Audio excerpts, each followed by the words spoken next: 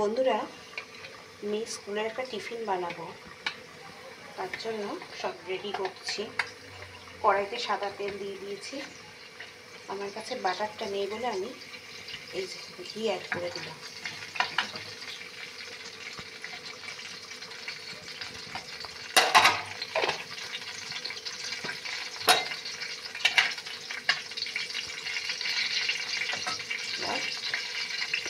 ঘি আর তেলটা একটু গরম হোক।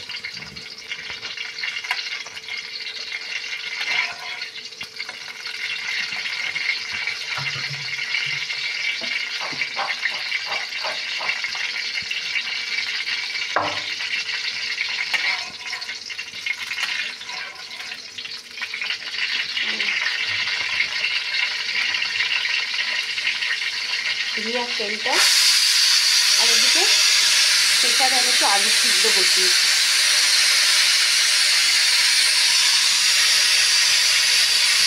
এদিকে ঘি আর তেলটা একদম গরম হয়ে গেছে। এবার আমি কড়াইতে ক্যাপসিকাম কুচি, টমেটো, একটা গাজর সব দিয়ে দিয়েছি, বিনস,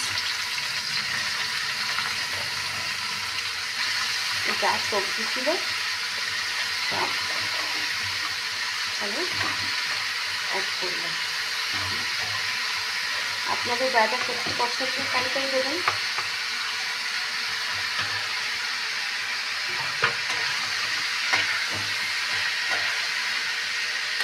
আমি তো সব রকমই এই যে গাজর, বিনস, টমেটো সব দিয়েছি, ক্যাপসিকাম।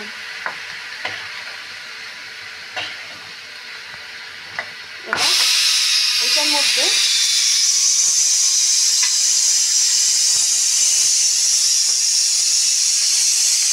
এই হালকা করে একটু নুন দিয়ে দিলাম এই ভাজার সময়।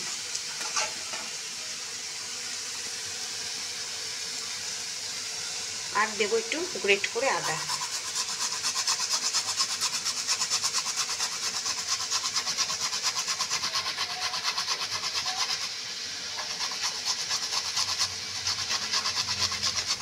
আদার পরিমাণটা না এখানে আমি একটু বেশি দিলাম, মানে এইসবেতে আদার ফ্লেভারটা খুব ভালো লাগে। দেখেছেন নুনটা দেওয়ার পর এইসব সবজিগুলো থেকে কীরকম জল বেরোচ্ছে। এগুলো সবজিগুলো একটু ফ্রাই হয়ে যাক, তারপর আবার আসছে। এবার বন্ধুরা, আমি এই আলুটা সিদ্ধ করে রেখেছিলাম। এবার এই আলুটা এর সাথে দিয়ে দেবো।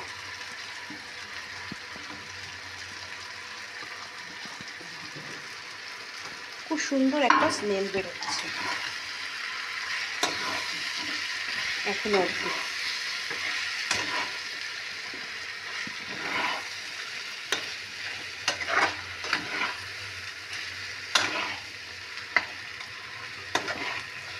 এবার এর সাথে আমি এই যে গোলমরিচ অ্যাড করব।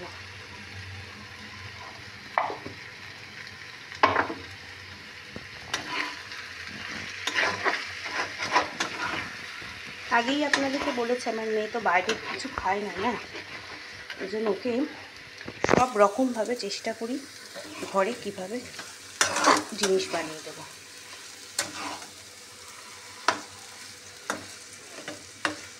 এটা একটুখানি মিক্সড হোক, তারপর দেখাচ্ছি।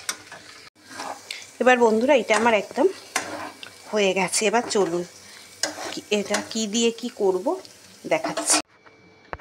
আগে কোনটা বন্ধুরা, আমি এখানে চিজটা মাখিয়ে দিচ্ছি। ওই যে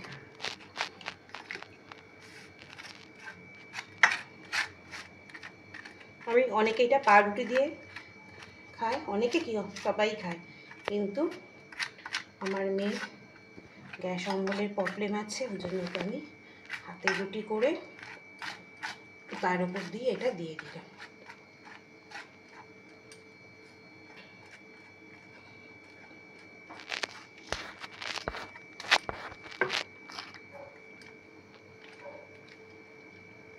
এবার এটা মেয়োনিজটা এর উপর দিয়ে দিচ্ছি।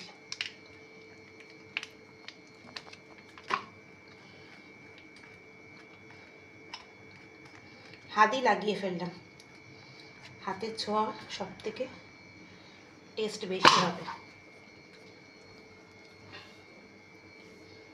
এবার ওটার মধ্যে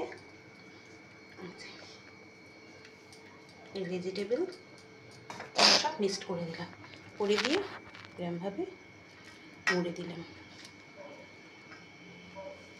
ব্যাস রেডি হয়ে গেল আমার এই খাবারটা।